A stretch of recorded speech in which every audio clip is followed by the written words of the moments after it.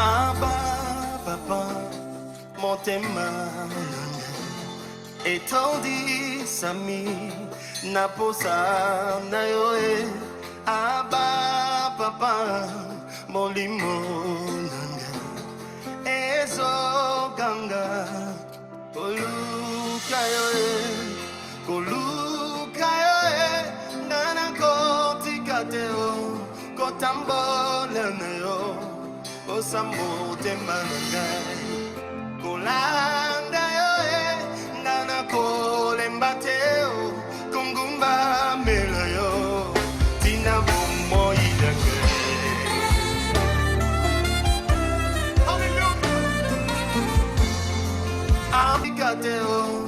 On se glorifie même quand nous traversons des tribulations. C'est ce que le livre de Romains nous enseigne. Nous nous glorifions même dans les tribulations, sachant que la tribulation produit en nous la persévérance. L'émission Parole de vie avec le pasteur Lévi Nikwe, chaque mardi à partir de 17h10 sur DRTV International. Comme je vous l'avais dit le mercredi passé, que nous allons continuer sur cet enseignement concernant le cœur, comme nous l'avons annoncé. À un certain moment, nous les chrétiens, nous ne nous préoccupons pas de l'état de notre cœur, mais Dieu, lui, il se préoccupe de ça. Parce que c'est ça ce qui fait un chrétien. Nous avons dit que Dieu a dit dans sa parole que le cœur de l'homme est trompeur. Notre cœur nous trompe, parfois par des décisions que nous prenons. Nous ne savons pas qu'est-ce qui peut arriver demain. Mais quand même, on a le courage de prendre des décisions, c'est une bonne chose. Mais si ça vient du fond de notre cœur, ça peut constituer aussi des dangers pour nous. C'est ainsi que Dieu parle du cœur. Mais parfois, dans nos églises, nous n'en parlons pas. Et nous avons des frères et sœurs, quand vous voyez leurs actions, des actes qu'ils posent, on est parfois étonné. On a l'impression que c'est le diable. Mais non, Dieu dit c'est le cœur. Parce que le cœur de l'homme est trompeur. Le cœur de l'homme est incrédule. L'homme peut vivre dans l'apparence, montrer qu'il est gentil. Mais ce qui se drame au fond de son cœur, personne ne le sait. Il n'y a que Dieu qui le sait. C'est ainsi que nous avons, le mardi passé, lu le livre de Samuel. Et nous allons continuer et commencer par là, avant de lire d'autres passages. Samuel, 1 Samuel chapitre 16, le verset 7. Nous allons voir ce que le Seigneur dit concernant le cœur bien-aimé. Samuel. Oui.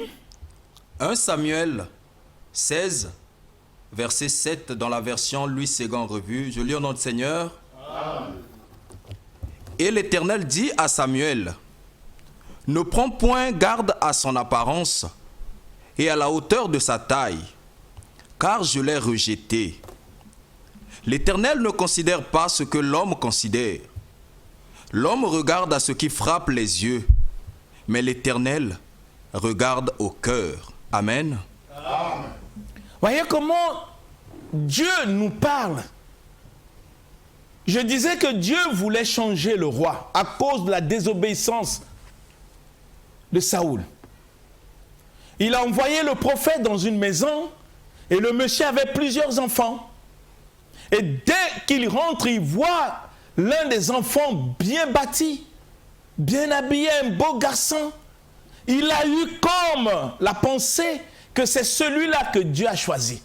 Mais simplement parce que l'homme se fie à l'apparence des gens. L'apparence, elle est trompeuse.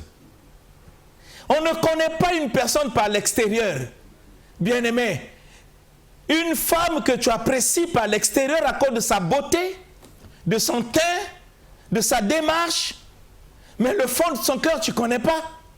Tu peux t'engager à la marier, tu peux te réjouir pendant le moment du mariage, mais le temps finira par dévoiler ce qui est caché au fond de son cœur. Et c'est là où il y aura des graissements des dents et des regrets. Parfois tu dis, si je savais. Mais parce que tu n'as pas voulu sonder le cœur, mais tu t'es fié à l'apparence.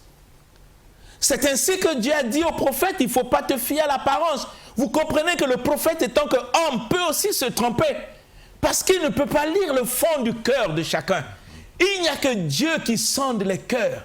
Et le Seigneur dit au prophète d'une manière claire, Dieu ne se fie pas ce qui est extérieur. Dieu ne voit pas l'apparence, mais l'homme, lui, il est frappé par l'apparence. L'apparence impressionne l'homme. Mais le fond, tu ne le vois pas. Tu ne sais pas le cœur de celui à qui tu apprécies. Tu es impressionné, mais tu ne connais pas ce qu'il est. Parce que pour connaître ce qu'il est, il faut avoir la connaissance de ce qui est caché au fond de son cœur. Et Dieu dit au prophète, il ne voit pas l'apparence. Dieu ne voit pas comme les hommes. Mais Dieu, lui, il sonde les cœurs pour comprendre quel est le caractère de cet homme. De quoi il est capable. Dieu ne se fie pas à l'apparence. C'est ainsi que, bien-aimés, et tant que chrétiens, nous devons faire attention de l'état de notre cœur. Comme il l'a dit, nous l'avons lu le mardi passé, que Dieu nous conseille de garder notre cœur plus que toute autre chose, car c'est de lui que viennent les sources de vie. Commence à travailler sur ton cœur pour examiner quelles sont les pensées que tu caches dans ton cœur. Quelle est la haine que tu portes dans ton cœur contre des gens? Quelles sont des mauvaises pensées? Même quand tu salues quelqu'un, tu le salues par apparence, tu le salues par hypocrisie, mais au fond de ton cœur, tu ne le portes pas. Tu penses que celui que tu salues par hypocrisie, s'il connaissait les pensées de ton cœur, il pouvait te saluer? Réfléchis. Commence à travailler ton cœur. Parce qu'à un certain moment, on a l'impression que tout le monde est mauvais, mais on ne se rend pas compte que celui qui est mauvais, c'est toi. Et le mauvais se trouve au fond de ton cœur. Bien-aimés, réfléchissons sur ces choses. Réfléchissons. Et dans le livre de Proverbes, encore, nous allons lire ce livre de Proverbes parce que je vous ai promis que nous allons lire plus la parole parce que nous voulons que la parole seule nous enseigne. Proverbes chapitre 3. Le verset 5 à 6, que dit le Seigneur? Proverbes chapitre 3, du verset 5 au verset 6, nous lisons notre Seigneur. Amen. Confie-toi en l'Éternel de tout ton cœur et ne t'appuie pas sur ta sagesse. Reconnais-le dans toutes tes voies et il aplanira tes sentiers. Amen. Amen. Voyez, même Dieu, pour que nous puissions le servir. Souvent, nous citons des citations bibliques pour dire celui qui se confie à l'Éternel ne sera jamais confus. Oui, mais tu te confies à l'Éternel comment? Parce que Dieu précise, il dit, confie-toi de tout ton cœur en Dieu. Confie-toi de tout ton cœur. Tu ne dois pas te confier en Dieu par tes paroles, par tes pensées négatives. Non, Dieu veut que celui qui se confie en lui doit se confier de tout son cœur. Confie-toi. Et vous comprenez bien, mais quand on se confie en Dieu de tout notre cœur, il n'y a pas autre chose qui occupe la place dans notre cœur que l'Éternel des armées. C'est ce que Dieu dit dans sa parole. Confie-toi. Confie-toi de tout ton cœur. Dieu a besoin de ton cœur. Il n'a pas besoin de l'imagination de tes pensées ou de tes paroles. Il a besoin de ton cœur. Il veut que tu puisses lui donner ton cœur. C'est du cœur que nous servons Dieu. C'est du cœur que nous prions. En réalité, la prière doit être l'expression du cœur auquel la bouche exprime par des paroles. La prière n'est pas une pensée imaginaire. Ça doit être quelque chose qui doit venir du fond de ton cœur. C'est ainsi que Dieu dit, confie-toi de tout ton cœur en Dieu. De tout ton cœur. Voyez? Le Seigneur s'intéresse au cœur. est-ce que tu te confies en Dieu de tout ton cœur? Ou tu te confies en Dieu pour tes intérêts? Écoutez, il y a une différence entre quelqu'un qui vient vers le Seigneur pour lui donner tout son cœur. Si le cœur est la source de la vie, c'est que je donne à Dieu toute ma vie. Comme Dieu l'a dit, garde ton cœur plus que toute autre chose, car de lui viennent les sources de vie. Si je donne mon cœur à Dieu, c'est que j'ai donné à Dieu ma vie. Je ne peux pas confesser pour dire je donne à Dieu ma vie et que mon cœur pense autre chose. Et que mon cœur n'est pas en Dieu. C'est du mensonge, bien-aimé. C'est ainsi que Dieu dit, celui qui veut se confier en lui doit se confier de tout son cœur. Si tu n'es pas prêt à se confier à Dieu de tout ton cœur, ne le fais pas. Ne le fais pas, mon frère, ma soeur. Parce que Dieu ne voit pas notre apparence. Dieu lit ce qui est au fond de cœur pour voir quelles sont des motivations, des pensées qui nous animent, ce qui nous pousse vers lui. Dieu ne vit pas et il n'est pas attiré par notre extérieur. Réfléchis. Et c'est la parole qui le dit. Confie-toi de tout ton cœur à l'Éternel et ne t'appuie pas sur ta sagesse, sur ton discernement. Ne t'appuie pas sur toi-même, tu vas échouer. C'est là où vous voyez beaucoup de chrétiens ont des échecs, malgré qu'ils prient, malgré qu'ils jeûnent, mais il n'y a pas de solution. Et parfois qu'ils ont l'impression que c'est le diable qui est l'objet de leur blocage, que le diable l'empêche à évoluer avec le Seigneur.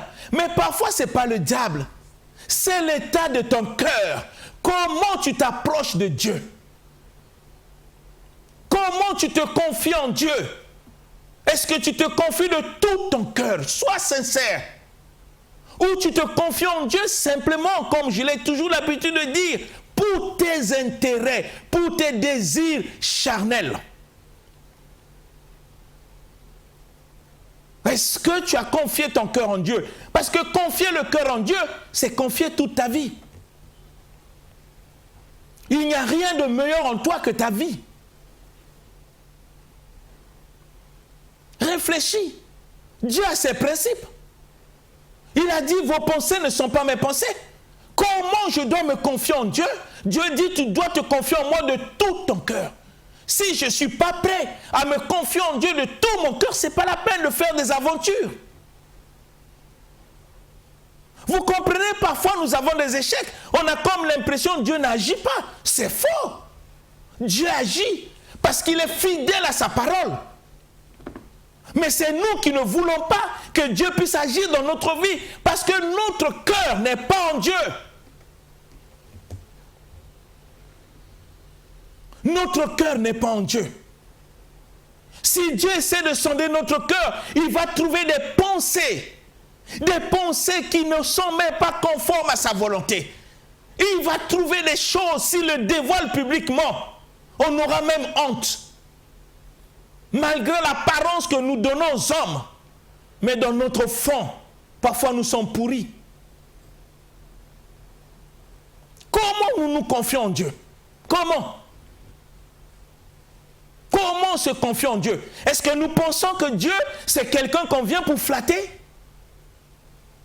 Nous pensons que Dieu, c'est quelqu'un qu'on vient pour faire des blagues? Nous pensons que Dieu est là pour supporter notre caprice?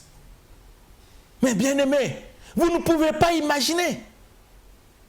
Pour que l'Église existe, pour que le salut puisse parvenir jusqu'à nous, mais Dieu a payé un grand prix, le prix de sa vie sur la croix. Est-ce que tu peux imaginer ça? Dieu sacrifie sa vie, ce qui est de la valeur, ce qui est de meilleur en lui-même, sa vie. Il le sacrifie sur la croix pour toi et pour moi.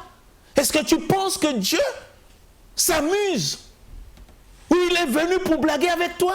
Mais non, bien-aimé. Ne prenez pas Dieu comme quelqu'un auquel vous pouvez vous amuser. Dieu a besoin des hommes et des femmes qui sont sérieux, qui comprennent sa volonté, qui sont prêts à s'humilier devant sa parole, à obéir à ce qu'il dit. Comme Jésus l'a dit, pourquoi vous m'appelez Seigneur? Vous ne faites pas ce que moi je dis. Je vous dis, si vous voulez vous confier en Dieu, vous devez vous confier de tout votre cœur. Est-ce que c'est ce que nous faisons? Quand nous partons à l'église, est-ce qu'on part à l'église de tout notre cœur? Ou l'église devient pour nous comme un lieu touristique? Bon, il faut aller. Ou ça devient un lieu d'habitude. Bon, il faut que j'aille sans comprendre pourquoi tu vas. Ou un lieu de rendez-vous. Parce que je vais, il faut que je rencontre un tel ou X. Mais si c'est ça ce qui se passe dans notre cœur, mais c'est inutile. Inutile de suivre le Seigneur. Parce que le Seigneur veut que si nous voulons nous confier en lui, nous devons nous confier de tout notre cœur. C'est écrit. Ce n'est pas moi qui le dis. C'est la parole. Confiez-vous de tout votre cœur en Dieu. Et ne vous appuyez pas sur votre sagesse, votre intelligence, votre discernement. Et le Seigneur dit, considérez-le dans toutes tes voies et il dirigira tes chantiers. Si je me confie en Dieu de tout mon cœur, et Dieu au retour, il va aplanir mes chantiers. Parce qu'il sait que je suis sérieux. Il sait que je ne viens pas pour m'amuser. Si nous nous confions en Dieu de tout notre cœur, Dieu va aplanir nos chantiers. Parce qu'on ne s'appuie pas sur notre intelligence, sur notre sagesse. Nous nous appuyons en lui. Parce qu'il est notre Seigneur. Il est notre Dieu. Nous ne venons pas pour faire des aventures avec Dieu. Nous venons avec notre cœur. Parce que nous savons ce qui est au fond de notre cœur. Il n'y a personne qui peut te connaître que toi-même et Dieu. Il n'y a personne. Donc, bien-aimés, si nous voulons être des vrais enfants de Dieu, des serviteurs du Seigneur, des vrais chrétiens dans le sens propre du mot, il faut que notre vie puisse être ce que Dieu dit dans sa parole. Qu'est-ce qu'il nous demande? De garder notre cœur. De ne jamais avoir des mauvaises pensées dans notre cœur. De se confier en lui de tout notre cœur. Oui, bien-aimé, c'est en faisant cela que le Seigneur, par sa grâce, va commencer à planir nos chantiers. Nous n'avons pas besoin de jeûner pendant plusieurs jours, mais si notre cœur est tout entier à Dieu, alors Dieu aplanira nos chantiers. Réfléchissons à cela. Dans le livre d'Hébreux chapitre 10, le Seigneur nous révèle encore et il nous parle pour que nous prenions conscience de la nécessité de confier tout notre cœur à lui. Puisque du cœur viennent les sources de vie, quand nous donnons notre cœur au Seigneur, c'est que nous avons donné notre vie. On ne le donne pas par des confessions que nous faisons. Seigneur, rentre dans ma vie, rentre dans ma vie. Seigneur, je te reçois, Seigneur, je te reçois. Ce n'est pas ça, ça c'est n'importe quoi. C'est un problème de conscience de chacun. Tu te connais, tu sais qui tu es. Et tu sais comment tu suis Dieu. Ce n'est pas un problème de confession. La foi n'a pas été seulement en confession, la foi c'est une vie. Et quand tu as la vie de la foi, alors tu peux confesser. Bien-aimés, réfléchissons. Lisons ce livre d'Hébreux. Hébreux chapitre 10, verset 22. Hébreux 10, verset 22. Hébreux chapitre 10, au verset 22, nous lisons notre Seigneur. Amen. Approchons-nous avec un cœur sincère, dans la plénitude de la foi, les cœurs purifiés d'une mauvaise conscience et le corps lavé d'une eau pure. Extraordinaire. Amen. La parole de Dieu est merveilleuse. Nous n'avons pas besoin de faire des interprétations particulières ou de donner des révélations qui n'ont pas de sens. Parce que tout ce que Dieu a voulu dire à l'humanité, il a déjà dit dans sa parole. Vous voyez comment Dieu nous enseigne, bien-aimés? C'est trop merveilleux. Comment nous pouvons rester dans cet état d'incrédulité pour ne pas écouter Dieu, pour ne pas comprendre ses voix, pour ne pas comprendre ses pensées? Pourquoi nous demeurons dans cet état d'incrédulité, mes frères et mes sœurs? Si vraiment nous nous réclamons de Jésus-Christ, démontrons cela par notre conduite, par nos comportements, pour que ceux qui nous entourent voient que la parole de Dieu a de l'effet dans nos vies. Que dit le Seigneur? Il dit, approchons-nous de lui avec un cœur sincère. Nous venons de lire précédemment que Dieu dit, celui qui se confie en lui doit se confier de tout son cœur. Mais ici, qu'est-ce que Dieu dit? Si nous voulons nous approcher de lui, mais comment nous allons nous approcher de lui? Dieu dit dans le livre d'Hébreux chapitre 10, 22, approchons-nous de lui avec un cœur sincère. Pas avec l'apparence, pas avec nos vestes, nos cravates. Oui, je ne vous dis pas que mettre les cravates, les vestes, c'est mauvais. Non, ce n'est pas de cela que je parle. Je peux avoir mes cravates, habiller bien, m'habiller, faire des maquillages comme je veux. C'est bien. Mais on ne s'approche pas de Dieu avec les habits. S'approcher de Dieu, c'est avec le cœur. Je peux m'habiller bien parce que l'habit ne fait pas de moi chrétien. L'habit ne fait pas de moi serviteur de Dieu. Ce qui fait de moi serviteur de Dieu dans ma vie, c'est l'état de mon cœur. C'est ainsi que Dieu dit, nous devons nous approcher de lui avec un cœur sincère. Essaie de poser la question, est-ce que tu es sincère avec Dieu? Es-tu sincère avec Dieu? Mon frère, ma soeur, es-tu sincère avec Dieu? Est-ce que quand tu dis, Seigneur, je crois en toi, tu es mon sauveur, est-ce que vraiment tu es sincère? Est-ce que ça vient du fond de ton cœur? Parce que pour s'approcher de Dieu, Dieu veut que nous puissions nous approcher avec un cœur sincère et une foi inébranlable. Ma foi devient inébranlable quand l'état de mon cœur vis-à-vis de Dieu est sincère. Ça veut dire que Dieu n'aime pas les aventuriers. Dieu n'aime pas l'enfantillage. Ou on est sincère, ou on ne l'est pas. En Dieu, il n'y a pas des à peu près. Dit la parole du Seigneur, approchons-nous de Dieu avec un cœur sincère. Mon frère, est-ce que tu m'entends? Ma soeur, est-ce que tu m'écoutes? Vous qui me suivez à la télé, est-ce que vous comprenez la pensée de Dieu? Comment nous devons nous approcher de Dieu?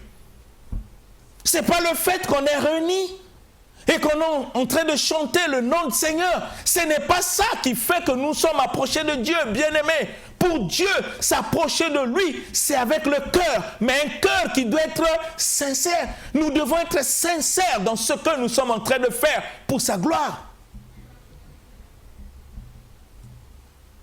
Est-ce que la sincérité habite notre cœur quand nous servons Dieu?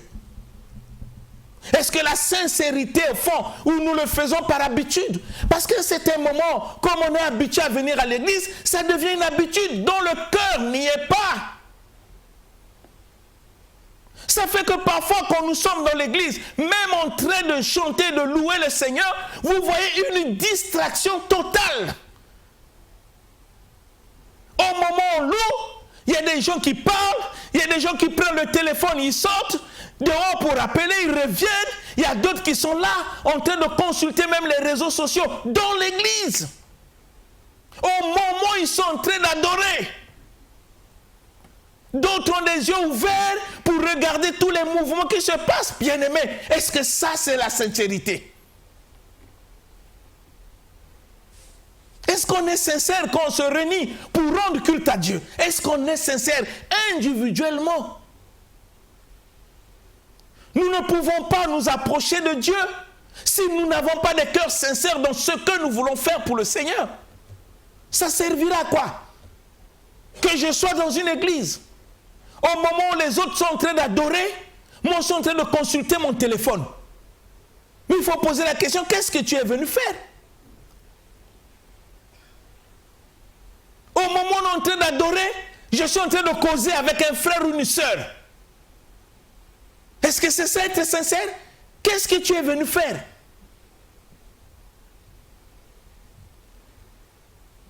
Au moment où on est en train d'adorer, je sors dehors, les autres sont à l'intérieur, moi je suis en train de manger, d'acheter le pain. Qu'est-ce que tu fais dehors? Non, j'ai eu faim. C'est ça être sincère? Bien-aimés, mais ne prenons pas la vie chrétienne à la légère. Ne prenons pas la vie chrétienne dans l'amusement. Il y a un prix, le prix de la vie de Dieu. Il a payé sur la croix pour que l'Église puisse être. C'est ainsi qu'il dit dans sa parole, nous devons nous approcher de lui avec un cœur sincère, bien-aimé. Est-ce que nous sommes sincères quand nous sommes en Église? Est-ce que nous sommes sincères quand nous nous réunissons pour adorer Dieu, pour écouter même sa parole? Quand le prédicateur prêche, quand les hommes de Dieu établis par le Seigneur sont en train de nous enseigner le message que Dieu leur a donné pour notre vie, pour nous équiper, pour nous rendre utiles pour l'œuvre du Seigneur. Au moment où nous écoutons la parole, est-ce qu'on est sincère? Est-ce que nous donnons toute notre attention à Dieu? Si Dieu sonde nos cœurs, qu'est-ce qu'il peut lire à l'intérieur? Qu'est-ce qu'il peut voir là-bas? Vous comprenez pourquoi le Seigneur lui-même a dit dans sa parole que ce peuple m'honore que des lèvres, mais leur cœur est loin de moi. Jésus a besoin de notre cœur. Il n'a pas besoin de nos habits. Oui, il faut s'habiller. Oui, il faut s'habiller d'une manière décente, dit la parole.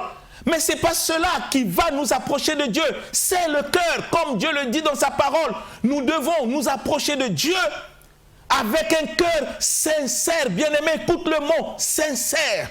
C'est ainsi que j'ai posé la question, es-tu sincère quand tu vas à l'église? Es-tu sincère quand tu l'adores?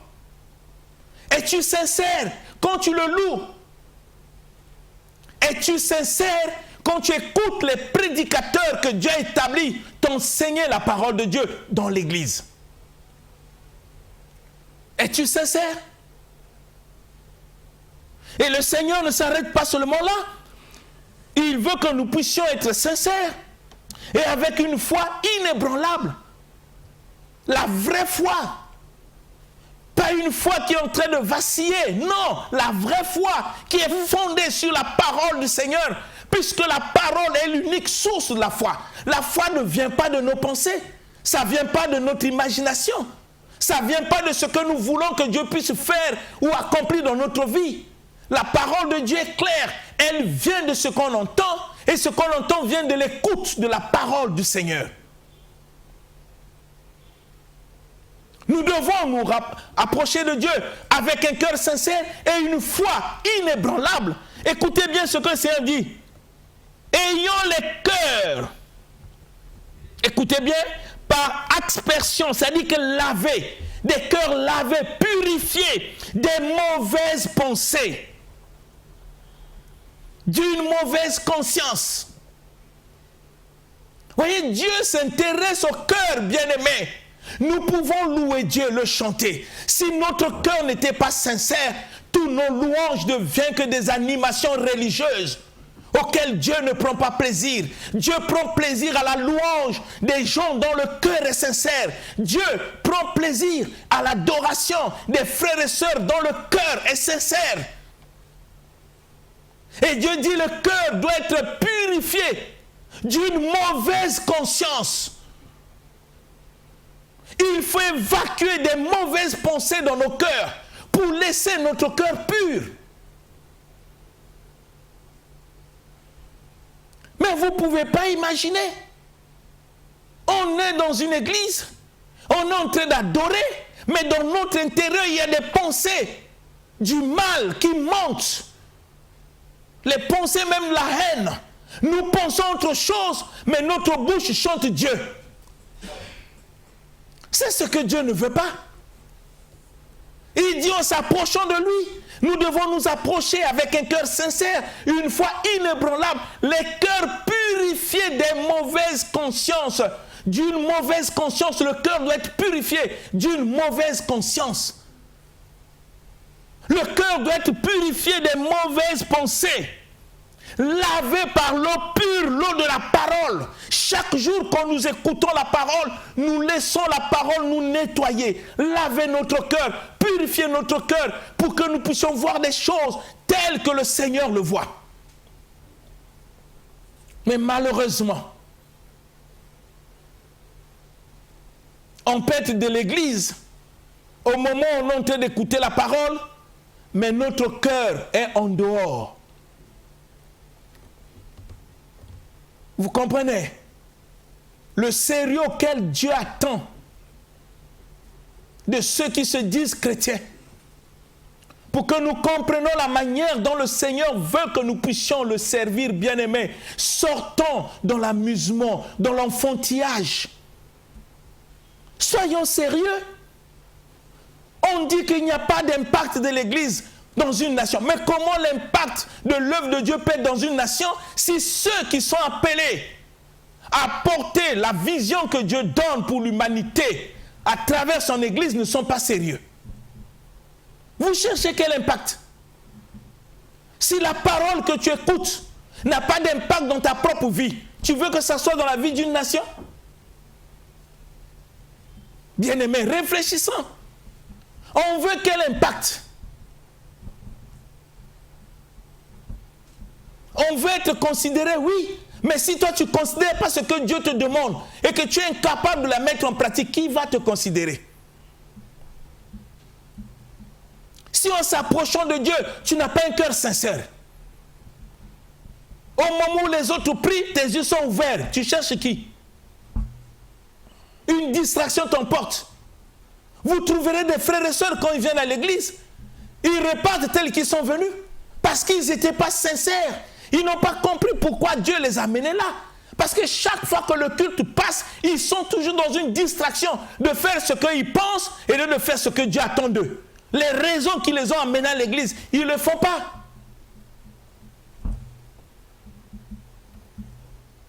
Comment est l'état de notre cœur quand nous approchons de Dieu? L'état de notre foi.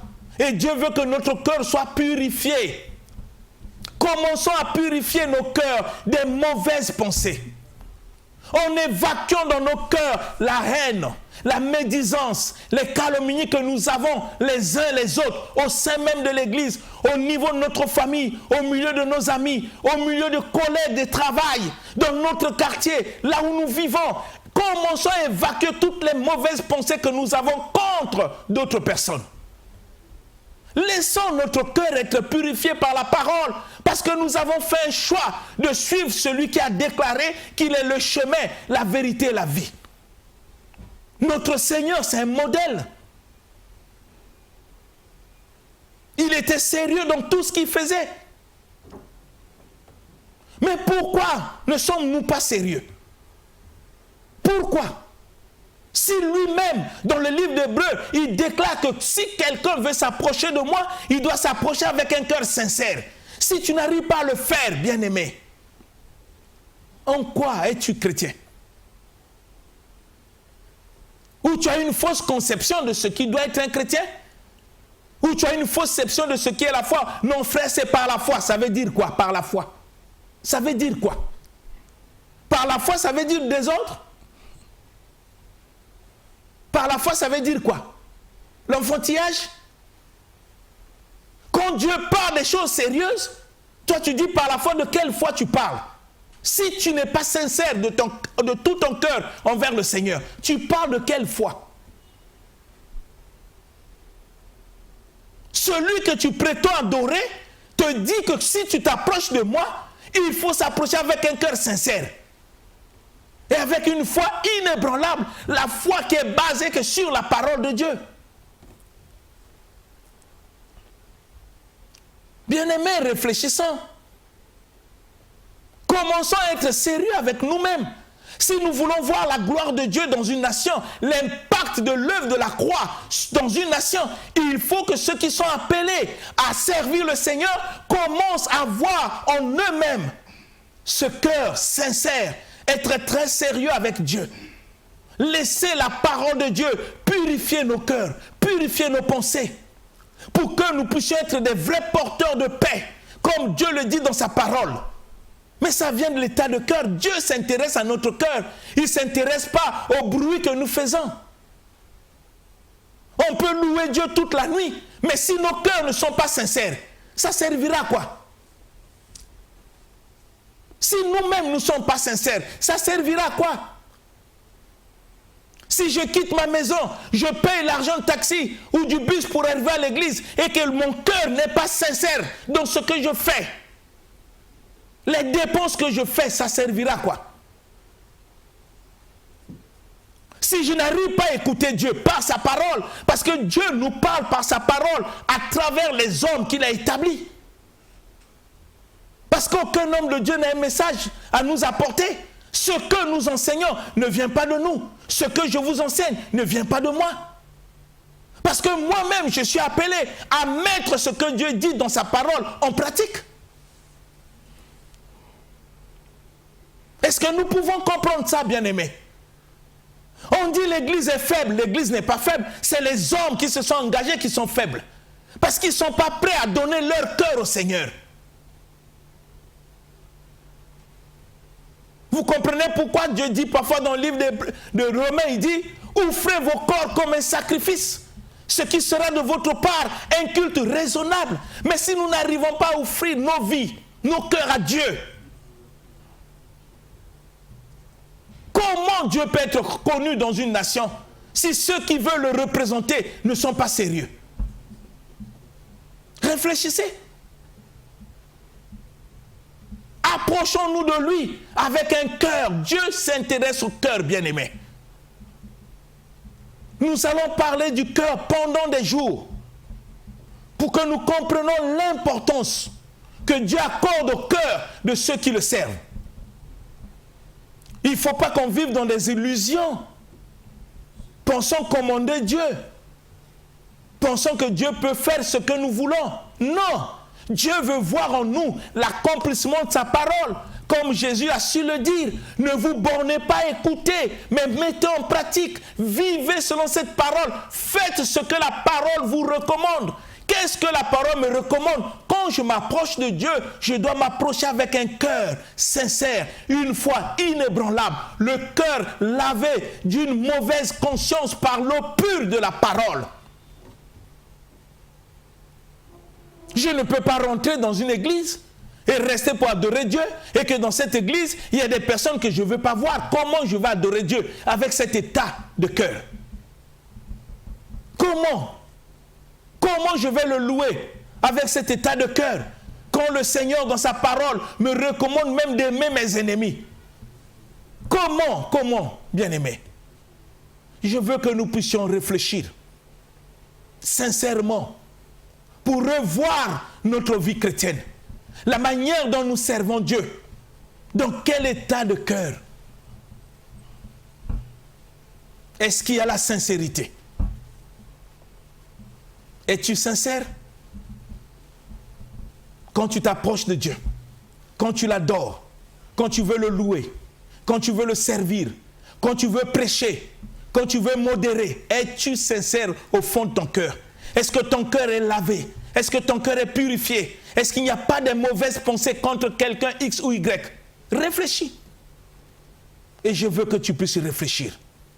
Je veux que le Saint-Esprit continue à parler au fond de toi dans l'unique souci de te rendre agréable à Dieu pour que tu vives dans ta vie sa gloire. Que mon Dieu puisse te bénir au nom puissant de Jésus-Christ. Amen. L'émission Parole de vie avec le pasteur Lévini Koué, chaque mardi à partir de 17h10 sur DRTV International. motema nanga etondi sami naposa na yo aba papa molimo nanga